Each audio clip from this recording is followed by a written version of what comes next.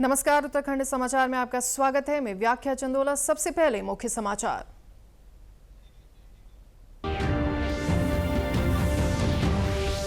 अहमदाबाद में लंदन जा रहा एयर इंडिया का विमान AI-171 दुर्घटनाग्रस्त। विमान में 242 लोग सवार, जिनमें 169 भारतीय और 53 ब्रिटिश नागरिक शामिल। घायलों को सिविल अस्पताल में कराया गया भर्ती। राहत और बचाव कार्य जारी। राष्ट्रपति द्रौपदी मुर्मू और प्रधानमंत्री नरेंद्र मोदी ने विमान हादसे पर जताया गहरा शोक। एयर इंडिया ने जारी किया हेल्पलाइन नंबर। दुर्घटना की जांच जारी। एयर इंडिया और मंत्रालय ने शुरू किया कंट्रोल रूम।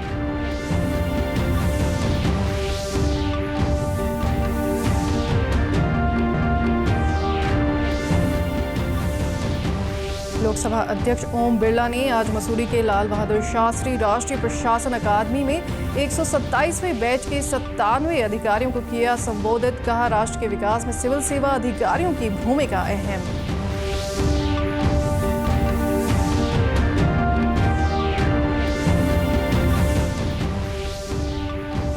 परंपरागत खेती को बढ़ावा देने और किसानों की आय बढ़ाने के लिए चलाए गए विकसित कृषि संकल्प अभियान का समापन। चमोली के पोखरी में किसानों को मिले आधुनिक खेती के समाधान और सुझाव।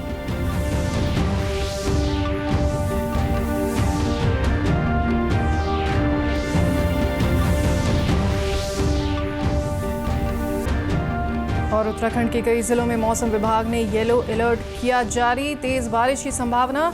पिथौरागढ़, बागेश्वर, चमोली, उत्तरकाशी और रुद्रप्रयाग में विशेष सतर्कता बरतने की अपील। अब समाचार विस्तार से। एयर इंडिया का लंदन जाने वाला यात्री विमान आज गुजरात के अहमदाबाद हवाई अड्डे के पास मेघानी नगर इलाके में दुर्घटनाग्रस्त हो गया। उड़ान संख्या AI-171 का ये विमान अहमदाबाद से लंदन के लिए उड़ान भर रहा था। नागरिक उड्डयन महानिदेशालय के अनुसार विमान में 242 लोग सवार थे, जिनमें 2 पायलट और 10 केबिन क्रू शामिल थे।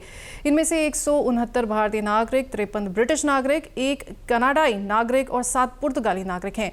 घायलों को नजदीकी अस्पतालों में ले जाया जा रहा है। दुर्घटना पर अधिक जानकारी के लिए एयर इंडिया ने एक यात्री हॉटलाइन नंबर 1800-5691444 स्थापित किया है। अलर्ट मिलने के तुरंत बाद अग्निशमन और पुलिस की टीमें मौके पर पहुंच गई। गांधीनगर से 90 कर्मियों वाली राष्ट्रीय आपदा कार्रवाई बल की तीनों टीमों को दुर्घटना स्थल पर भेजा गया है। बल की 3 और टीमें वडोदरा से भेजी जा रही हैं। घायलों को इलाज के लिए अहमदाबाद सिविल अस्पताल में भर्ती कराया गया है। दुर्घटना के कारणों का पता लगाने के लिए आगे की जांच चल रही है। बचाव और राहत कार्यों को सुविधाजनक बनाने के लिए दुर्घटना स्थल की ओर जाने वाली सभी सड़कों को बंद कर दिया गया है। एयर इंडिया ने कहा है कि विवरण का पता लगाया जा रहा है। विमान हादसे पर राष्ट्रपति द्रौपदी मुर्मू ने भी दुख जताया। राष्ट्रपति भवन की तरफ से आधिकारिक बयान जारी कर कहा गया, अहमदाबाद में हुए दुखद विमान हादसे के बारे में जानकर मैं बहुत व्यथित हूँ। ये हृदय विदारक घटना है। मेरी संवेदनाएं और प्रार्थनाएं प्रभावित लोगों के साथ हैं। बेहद दुख की इस घड़ी में राष्ट्र उनके साथ खड़ा है। प्रधानमंत्री नरेंद्र मोदी ने एयर इंडिया विमान दुर्घटना को हृदय विदारक बताया। उन्होंने कहा कि वे प्रभावित लोगों की सहायता के लिए काम कर रहे मंत्रियों और अधिकारियों के संपर्क में है। श्री मोदी ने कहा कि दुख की इस घड़ी में उनकी संवेदनाएं सभी प्रभावित लोगों के साथ है। इस बीच प्रधानमंत्री नरेंद्र मोदी ने इस दुर्घटना के बारे में गृह मंत्री अमित शाह और नागरिक उड्डयन मंत्री राम मोहन नायडू से बातचीत की, उनकी स्थिति का जायजा लिया है और इन मंत्रियों को अहमदाबाद जाने को कहा है। श्री मोदी ने उन्हें ये सुनिश्चित करने का भी निर्देश दिया कि प्रभावित लोगों को हर संभव सहायता तत्काल उपलब्ध कराई जाए। श्री नायडू ने कहा कि सभी संबंधित एजेंसियां हाई अलर्ट पर हैं और समन्वित प्रयास चल रहे हैं। उन्होंने कहा कि उनका मंत्रालय स्थिति की निगरानी कर रहा है। श्री नायडू ने कहा कि उन्होंने सभी विमानन और आपातकालीन प्रतिक्रिया एजेंसियों को त्वरित और समन्वित कार्रवाई करने का निर्देश दिया है। श्री अमित शाह ने घटना पर गुजरात के मुख्यमंत्री और गृह मंत्री से बातचीत की है। विमान दुर्घटना जांच ब्यूरो के महानिदेशक, निदेशक जांच और जांच टीम भी अहमदाबाद के लिए रवाना हो गए हैं। नागरिक उड्डयन मंत्रालय ने बताया कि सभी विवरणों के समन्वय के लिए मंत्रालय में एक परिचालन नियंत्रण कक्ष सक्रिय कर दिया गया है। इसके संपर्क नंबर है 011-246-10843 और 965-039-1859। मंत्रालय ने कहा है कि वह सभी प्रभावितों को त्वरित और पूर्ण सहायता देने के लिए प्रतिबद्ध है। वहीं मुख्यमंत्री पुष्कर सिंह धामी ने इस हादसे पर गहरा शोक जताया है। उन्होंने कहा कि गुजरात के अहमदाबाद में यात्रियों को लेकर जा रहे एयर इंडिया के विमान के दुर्घटनाग्रस्त होने का समाचार अत्यंत दुखद और पीड़ादायक है। लोकसभा अध्यक्ष ओम बिरला आज मसूरी स्थित लाल बहादुर शास्त्री राष्ट्रीय प्रशासन अकादमी के 127वें प्रशिक्षण के समापन कार्यक्रम पर मुख्य अतिथि के तौर पर पहुंचे। ये राज्य सिविल सेवाओं से भारतीय प्रशासनिक सेवाओं में पदोन्नत अधिकारियों के लिए इंडक्शन प्रशिक्षण कार्यक्रम का समापन समारोह था। लाल बहादुर शास्त्री राष्ट्रीय प्रशासन अकादमी के डायरेक्टर तारिणी कांत ने लोकसभा अध्यक्ष का स्वागत किया। इस अवसर पर लोकसभा अध्यक्ष ने राष्ट्र के विकास में सिविल सेवा अधिकारियों की भूमिका विषय पर अपने विचार साझा किए। उन्होंने पदोन्नत अधिकारियों को संबोधित करते हुए कहा कि राष्ट्र के विकास में सिविल सेवा अधिकारियों की भूमिका अहम है। प्रशासनिक अधिकारी समस्याओं का अंतिम पड़ाव बने और जनता की अपेक्षाओं पर खरा उतरने की कोशिश करें। उन्होंने कहा कि प्रशासनिक अधिकारियों में लोगों के जीवन में सामाजिक आर्थिक परिवर्तन लाने का सामर्थ्य होना चाहिए। उन्होंने कहा कि हर व्यक्ति के जीवन में अध्ययन, शिक्षण और प्रशिक्षण लगातार चलता है। लोकसभा अध्यक्ष ने पदोन्नत अधिकारियों को संबोधित करते हुए कहा कि राज्य प्रशासनिक अनुभव के साथ आप देश की सेवा करने जा रहे हैं। अकादमी में हासिल किया गया प्रशिक्षण लोगों के जीवन में परिवर्तन करने में अहम साबित होगा। उन्होंने कहा कि लोकतंत्र में 3 पिलर हैं, जिसमें कार्यपालिका की भूमिका अहम है। कार्यपालिका को मजबूत होना पड़ेगा। उन्होंने कहा कि पॉलिसी बनाने के बाद उसका क्रियान्वयन का कार्य अधिकारियों का होता है। उन्होंने पदोन्नत अधिकारियों को संबोधित करते हुए कहा कि वे कानून का पालन करवाएं और देश के अंतिम व्यक्ति के जीवन में बदलाव लाने का काम करें। उन्होंने कहा कि प्रशासनिक अधिकारी जनता में लोकप्रिय भी होता है और अलोकप्रिय भी होता है। लोकप्रिय अधिकारी को उनके जाने के बाद भी याद रखा जाता है। लोकसभा अध्यक्ष ओम बिरला ने कहा कि अधिकारी किसी की समस्या का निराकरण करने का हर संभव प्रयास करें, संचार साधन का हर हाल में प्रयोग करें, जिससे जनता को उसका फायदा मिलेगा। उन्होंने कहा कि अगर प्रशासनिक कार्य सही प्रकार से होगा तो फरियादी जनप्रतिनिधियों के पास नहीं जाएंगे। उन्होंने पदोन्नत अधिकारियों से सरकार की कल्याणकारी योजनाओं को जन जन तक पहुंचाने का काम ईमानदारी से करने की अपेक्षा की।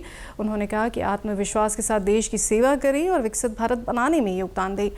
आपको बता दें कि आज देश के 19 राज्यों से 97 अधिकारियों का प्रशिक्षण पूरा हो रहा है। परंपरागत खेती को विकसित करने और किसानों की आय बढ़ाने के लिए केंद्र और राज्य सरकार द्वारा 29 मई से शुरू किए विकसित कृषि संकल्प अभियान का आज समापन हो गया है। यह अभियान प्रदेश के सभी जिलों के विकास खंडों के न्याय पंचायतों में चलाया गया, जिसमें किसानों को कृषि से संबंधित तकनीकी जानकारी दी गई। इसी कड़ी में चमोली जिले की पोखरी में कृषि, उद्यान, पशुपालन, मत्स्य पालन, सहकारिता विभाग के अधिकारियों ने ग्रामीणों को जरूरी जानकारी दी। इस अवसर पर ग्वालदम कृषि विज्ञान केंद्र के कृषि विशेषज्ञ डॉक्टर एस सिंह ने कहा कि अभियान के दौरान जिले के किसानों की समस्याओं में से सबसे ऊपर जंगली जानवरों की समस्या रही, जिसका समाधान राज्य सरकार को जल्द निकालना चाहिए। फसलों का जो उत्पादन है या उनका नुकसान का स्तर है बहुत ज़्यादा हो रहा है। तो मैं आपके माध्यम से भारत सरकार और उत्तराखंड सरकार से अनुरोध करूंगा कि पर्वतीय क्षेत्रों में जंगली जानवरों की समस्याएं बढ़ती जा रही हैं। पिछले 7-8 सालों में काफ़ी बढ़ोतरी हुई है। मैं सरकार से अनुरोध करूंगा कि उत्तराखंड में बदलते परिवेश में कृषि को नई तकनीकों से परिभाषित करने के लिए, नई तकनीकों का व्यापक स्तर पर क्रियान्वयन सुनिश्चित करने के लिए जंगली जानवरों से फसल की सुरक्षा बहुत आवश्यक है। वहीं कृषि विज्ञान केंद्र के प्रभारी कृषि अधिकारी डॉक्टर शिव दयाल ने कहा कि कार्यक्रम के माध्यम से कृषि विशेषज्ञ और वैज्ञानिकों ने गांव-गांव जाकर किसानों को कृषि के नए तरीके बताए, साथ ही उनकी समस्याओं को भी समझा और समाधान बताया।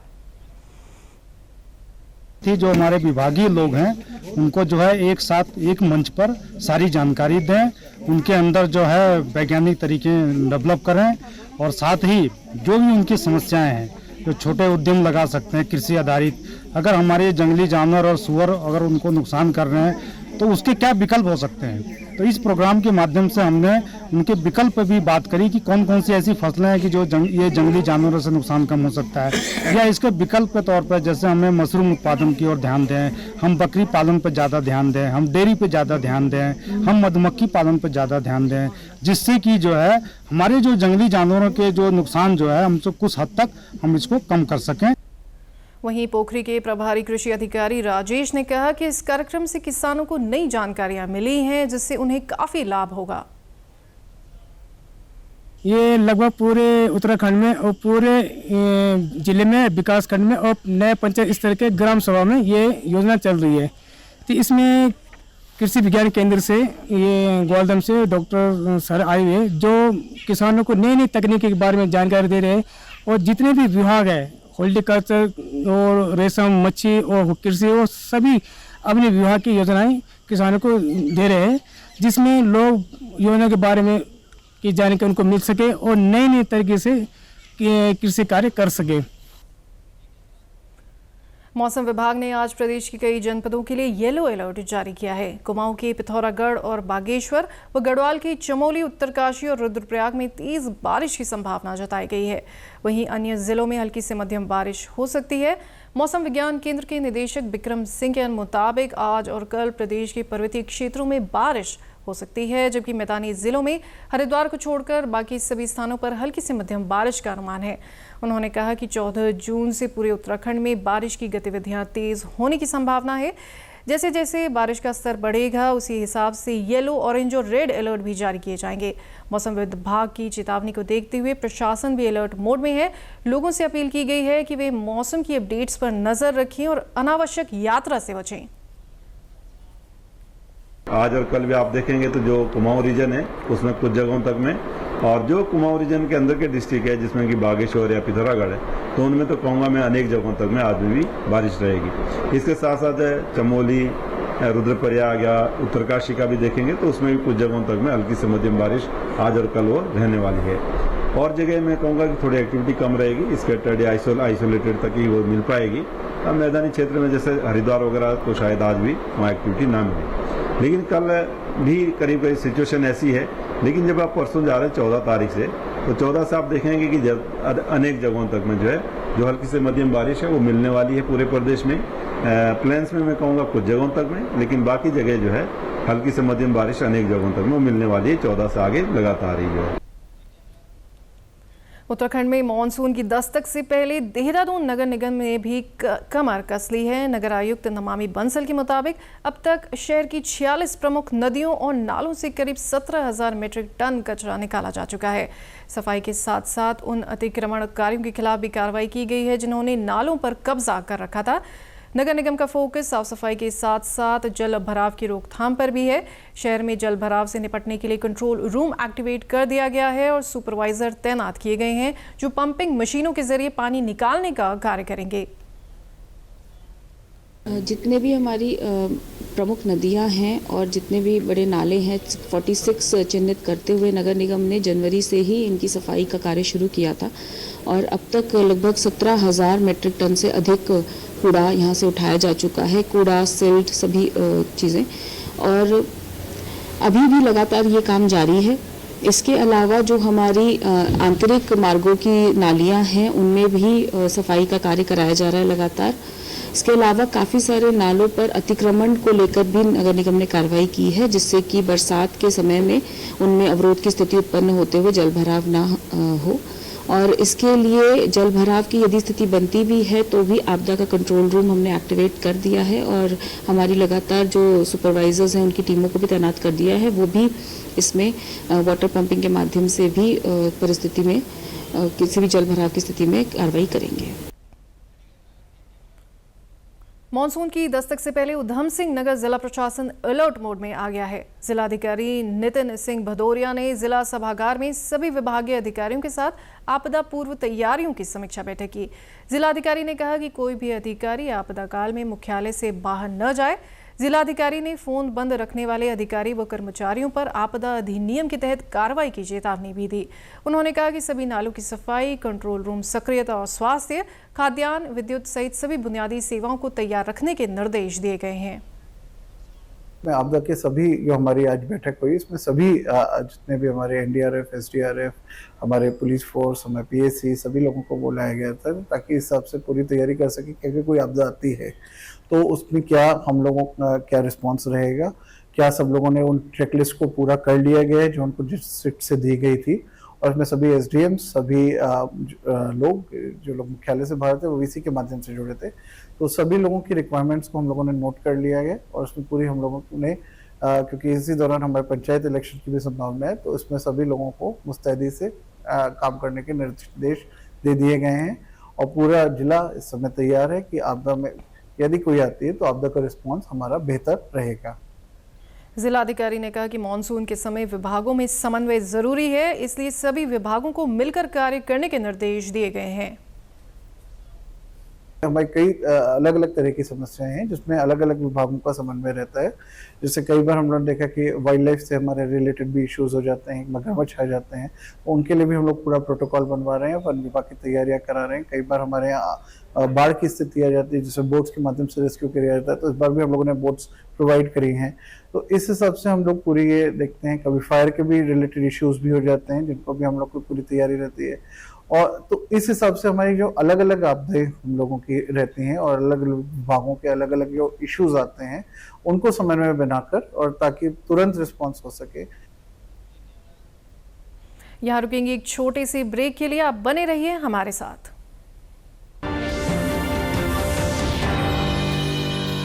दीदी नौकरी लग गई। अरे वाह, बधाई हो। तो अब तो ढेर सारी शॉपिंग। हाँ दी, नया मोबाइल। अरे रुको शहजादे, सैलरी से पहले खर्चे। इंस्टेंट लोन भी तो मिलता है। पहले बजट बनाना सीखो, फिर खर्च करो। पर दी, देखो, कमाई का एक हिस्सा हमेशा बचाना चाहिए, लेकिन पार्टी देने से नहीं बचोगे तुम। हाँ दी, पार्टी मेरी, बजट तुम्हारा। अच्छा। आरबीआई कहता है, सही वित्तीय बर्ताव करे आपका बचाव।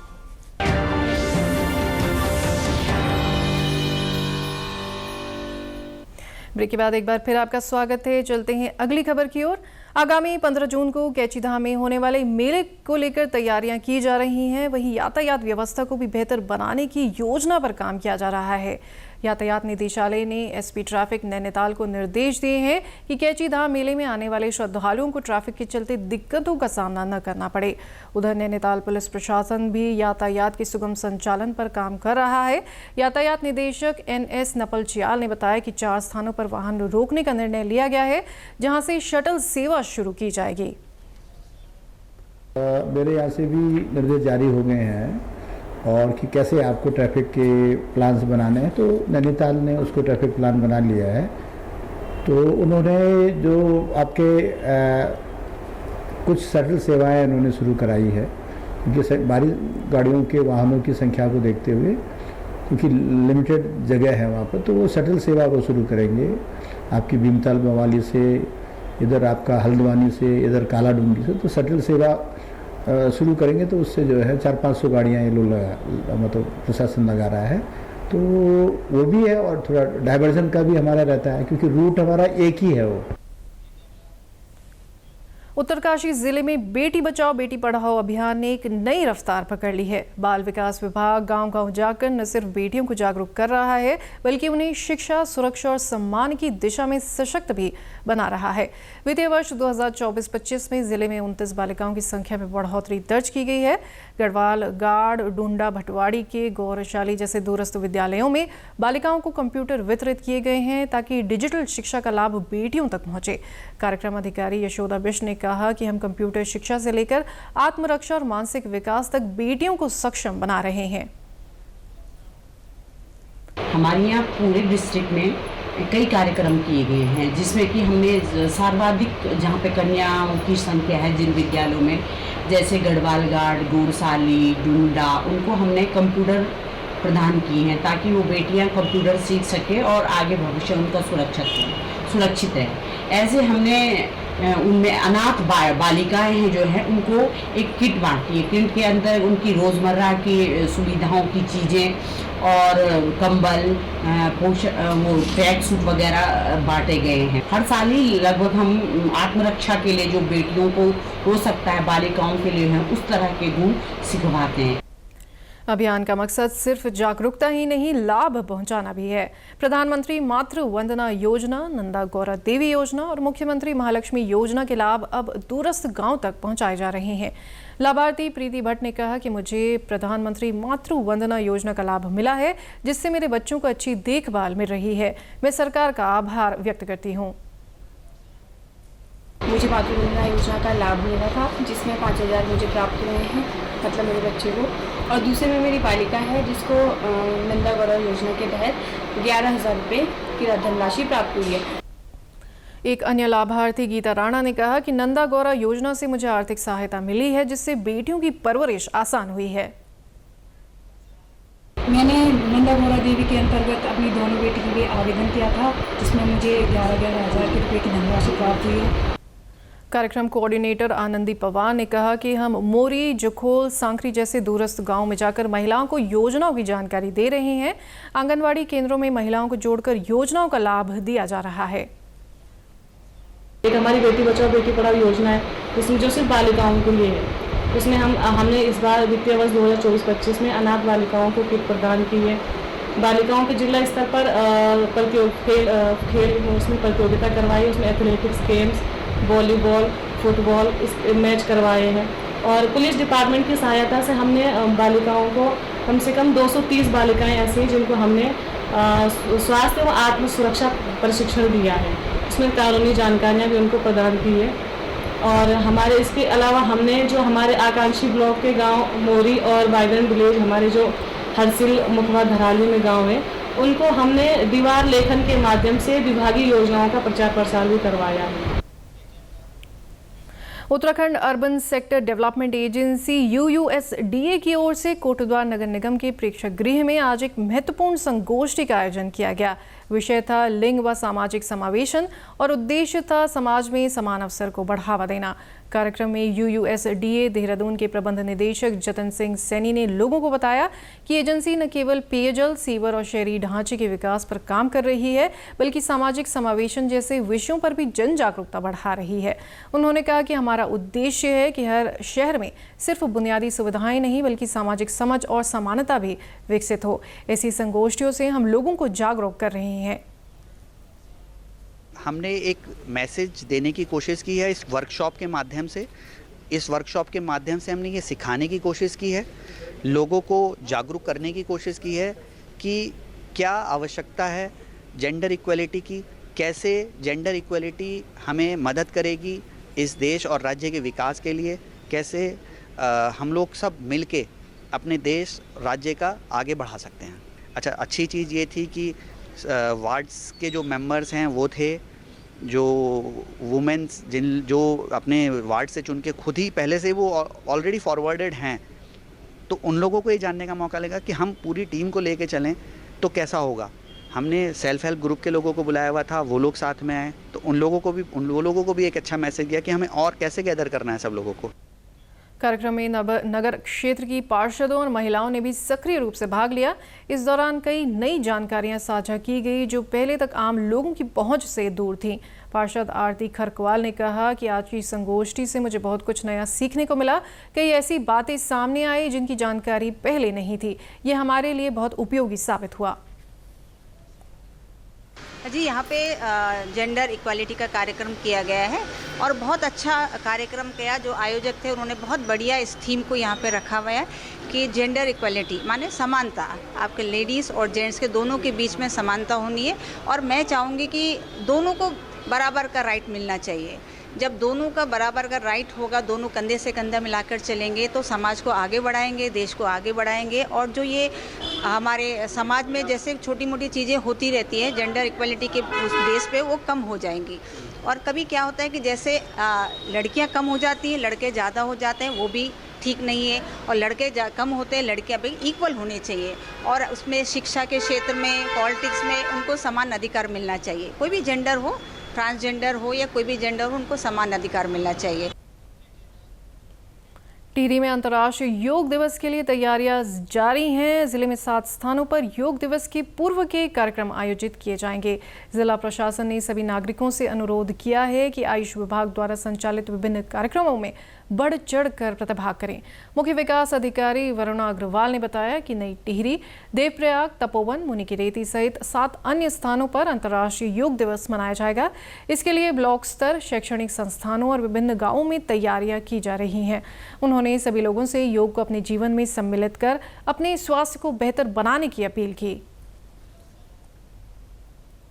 हमारे द्वारा योग दिवस के उसमें हर ब्लॉक में विभिन्न स्तर पे कार्यक्रम कराए जा रहे हैं। ब्लॉक स्तर पे भी कराए जा रहे हैं, शैक्षिक संस्थाओं में भी कराए जा रहे हैं और हमारे जितने भी आयुष के केंद्र हैं उनके माध्यम से अलग अलग गाँव में जाके योग के कार्यक्रम कराए जा रहे हैं। अभी आज के दिन भी अलग जगह कराए जा रहे हैं। तो हमारा आपसे अनुरोध यही है कि जितने शैक्षिक संस्थान हैं, वीडियोज़ हैं, हमारे आयुष के कर्मचारी हैं, उनसे आप जुड़ें और योग दिवस के इन कार्यक्रमों में प्रतिभाग करें। ये पूरे महीने भर चलेंगे और फाइनली 21 जून को जो हमारा अंतर्राष्ट्रीय योग दिवस है उसमें भी 7 अलग अलग जगह मुनि की रेती में, देवप्रयाग में, तपोवन में, यहाँ पे हमारे न्यू टीरी में एवं अलग अलग जगह पे कार्यक्रम कराए जाएंगे, उसमें भी आप प्रतिभाग करिए। गढ़वाल में गुलदार और मानव के बीच बढ़ते संघर्ष को कम करने के लिए एक महत्वपूर्ण हितधारक बैठक आयोजित की गई। इस कार्यक्रम का नाम रखा गया उत्तराखंड मां गुलदार को दगड़िया, यानी गुलदार हमारे दोस्त। इस संवाद में वन विभाग, प्रशासन, पुलिस, मीडिया, स्कूली छात्र और जंगल से जुड़े विशेषज्ञ शामिल हुए। उद्देश्य साफ था, सह अस्तित्व की समझ और गुलदार को केवल एक शिकारी के रूप में नहीं बल्कि एक साथी जीव के रूप में देखने की सोच को बढ़ावा देना। इस संबंध में प्रभागीय वनाधिकारी स्वप्निल अनिरुद्ध ने कहा कि हमारा लक्ष्य है कि गुलदार मानव संघर्ष कम हो। इस बैठक में सभी विभागों और हितधारकों को शामिल कर व्यापक रणनीति बनाई जा रही है। में जो है हम लोगों ने जिला प्रशासन और जो भी समस्त हितधारक है, चाहे वो मीडिया कर्मी हो, चाहे वो पुलिस विभाग हो, जिला प्रशासन हो, आपके पशु चिकित्सा अधिकारी हो, हेल्थ विभाग हो, फायर सर्विसेज हो, सभी विभागों को हम लोगों ने यहाँ आमंत्रित किया है और एक चर्चा करने की कोशिश करी है कि कैसे मानव वन्यजीव संघर्ष, मानव गुलदार संघर्ष जो हमारे जनपद की एक बड़ी समस्या है, इसको कम किया जा सकता है। उन लोगों से भी हम लोगों ने चर्चा करी, उनके कुछ फीडबैक्स थे, उस फीडबैक को भी फॉरेस्ट डिपार्टमेंट ने लिया है और इस पर कैसे बेहतर तरीके से काम किया जा सकता है और वाइल्ड लाइफ कॉन्फ्लिक्ट को कम किया जा सकता है, इस संबंध में आज का ये वर्कशॉप था। कार्यक्रम के दौरान गुलदारों से जुड़े मिथकों का खंडन नामक पुस्तक का लोकार्पण भी किया गया, जो जन जागरूकता का एक महत्वपूर्ण माध्यम बनेगी। हितधारकों की बैठक में स्कूली बच्चों ने गुलदारों को लेकर अपने अनुभव भी साझा किए। वन्यजीव विशेषज्ञ निकित सुरवे ने कहा कि हम जैसे विशेषज्ञ बात करते हैं, लेकिन जमीन पर रहने वाले लोगों और मीडिया के अनुभव सबसे प्रभावशाली होते हैं। ये कार्यक्रम उसी सेतु को जोड़ रहा है। मानव और गुलदार, इनके बीच में कैसे सह अस्तित्व इस लैंडस्केप में हो सके इस जनपद में। और इतना अच्छा फीडबैक था मेरी तरफ से कि जो सवाल जो चीज़ें हम यूजुअली लोगों को समझाने की कोशिश करते हैं, वही सवाल लोगों के थे, मेजर स्टेक होल्डर्स के, इंक्लूडिंग मीडिया, जो लोकल रिप्रेजेंटेटिव्स हैं। So as a wildlife biologist जहाँ पे हम खड़े रहते हैं, हमें हमेशा देखा जाता है कि हम लेपर्ड्स के वक्ता है, बट एक्चुअली हमें बस ये मानव गुलदार जो सह अस्तित्व या जो को एग्जिस्टेंस हम कहते हैं, उसको फैसिलिटेट करने के लिए बाकी स्टेक होल्डर्स की ज़्यादा ज़रूरत होती है। इस कार्यक्रम में 15 वर्षों से गुलदार संरक्षण में काम कर रहे तितली ट्रस्ट ने भी भाग लिया और सह अस्तित्व को ही इस संघर्ष का स्थायी समाधान बताया।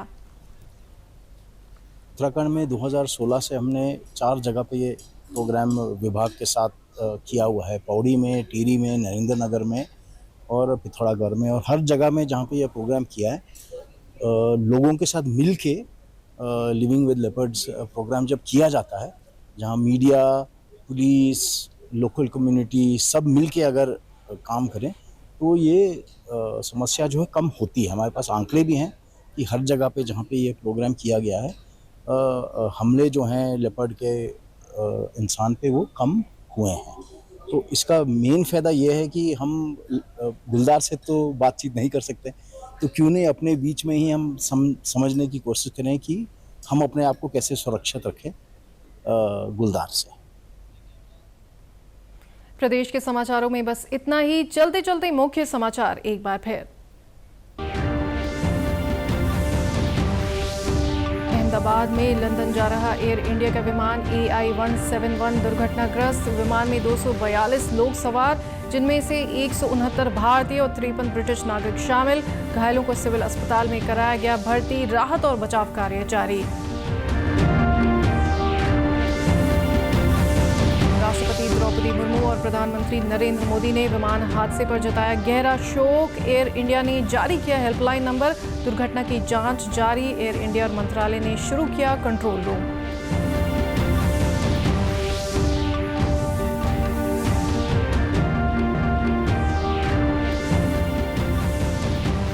लोकसभा अध्यक्ष ओम बिरला ने आज मसूरी के लाल बहादुर शास्त्री राष्ट्रीय प्रशासन अकादमी में 127वें बैच के 97 अधिकारियों को किया संबोधित। कहा, राष्ट्र के विकास में सिविल सेवा अधिकारियों की भूमिका अहम।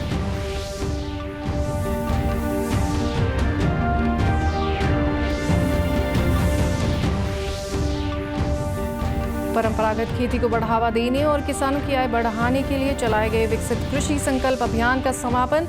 चमोली की पोखरी में किसानों को मिले आधुनिक खेती के समाधान और सुझाव।